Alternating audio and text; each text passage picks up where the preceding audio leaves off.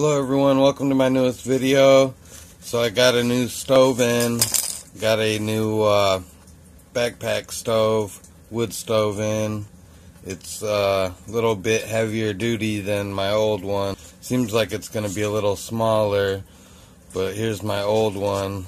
They both line up about to the same height when set side by side, so they're both about the same height, but just this one here seems a little heavier and a little heavier duty than this one, even though this one seems a little smaller overall.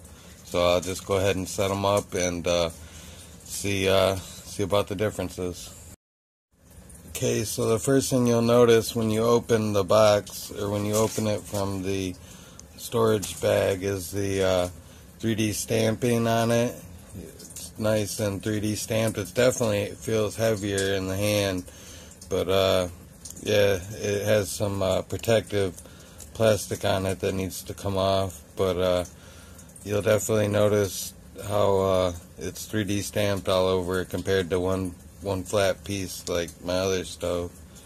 And I'm just gonna try and get this peeled off. There's like 4 plates here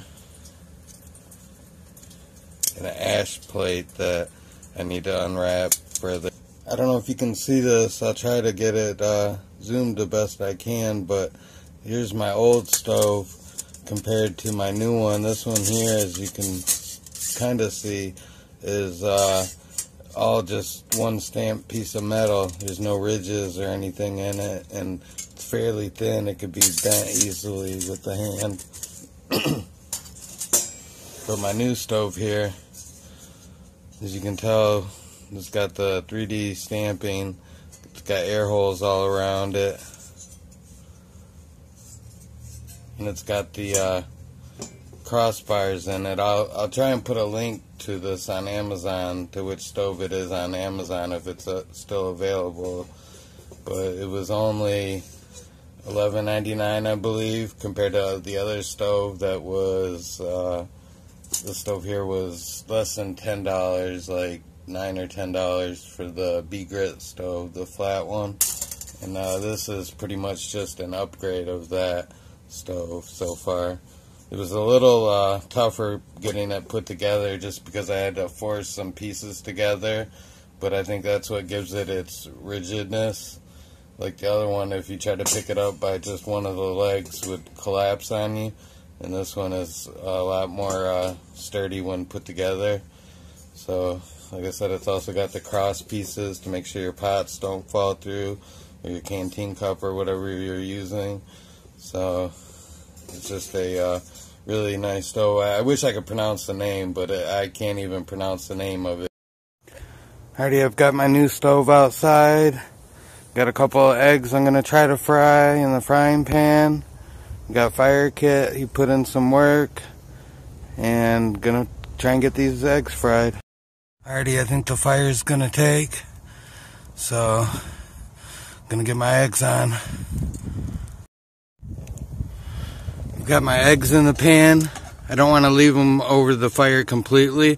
I want to keep taking them off, putting them over the flames and taking them off so they don't burn. I want to let the flames cook down some too. They don't need to scorch on these hot flames. I'm going to try to do a more controlled burn on them. Like I said, I'm just cooking eggs, so the fire's a little out of control right now for eggs. And they're kind of half cooking over this high heat. Want to slow this heat down a lot.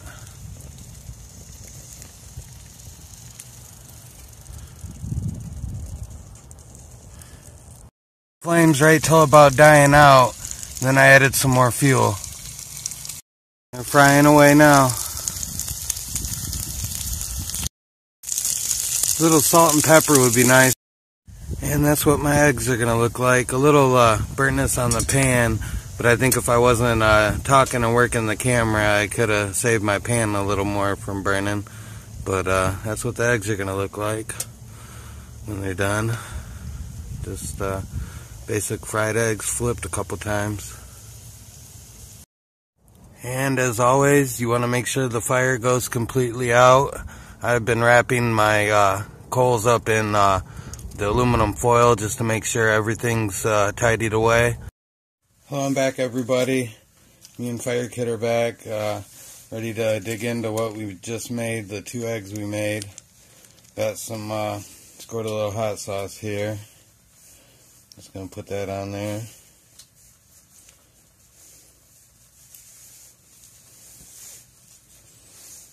And try these outdoor cooked eggs.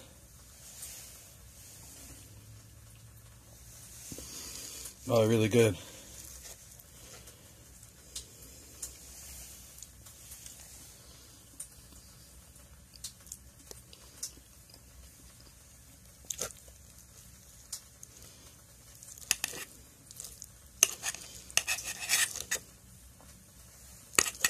Sorry, I must be hungry. These taste like really good eggs, though. Just fried eggs done on the wood stove.